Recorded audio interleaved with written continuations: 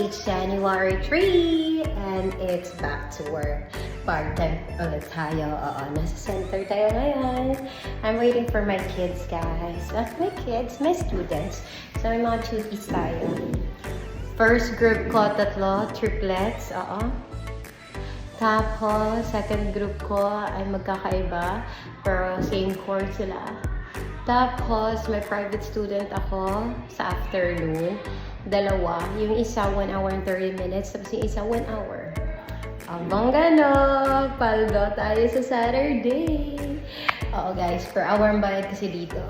So yun lang. Share ko lang muna at mag-aantay ka ng bata. Kaya may mga materials na kasi dito. So inaantay ko na lang yung bata. Lunch break. Sayonpo for the Rescue Sea baby.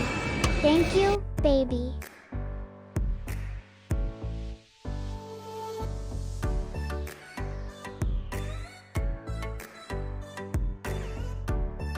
Oh, tapos na!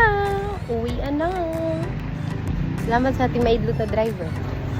Taran! Arang kataman. Ha? Anong kataman? Gamay na lang. Oh, gamay na lang. Arabot. Kumingking na lang, ano na lang atong driver. Lagot na ka. Oo. Let's go. Bye-bye! Bisita namin. Guys, let's go sa noodles!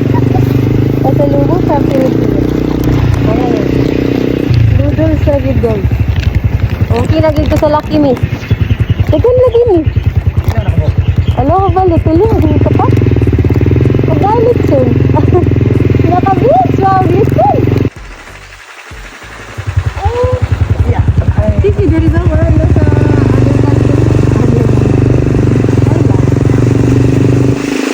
Paremi nang ilaha. And finally at home. Tapos tuglaran muna tayo. Gusto ko kumain. Chocolate muna tayo guys. Kaya lalim ako ng bed. Kaya alam niyo na. Wait lang. Ito kumano. Trivia lang. Pilipinas hindi ako nakakain ng ganito. Tsaka lang pag binibigyan tayo. Ngayon lang, bibili lang. Sa 7-Eleven. Diba? Pang cravings na lang siya. Thank you Lord.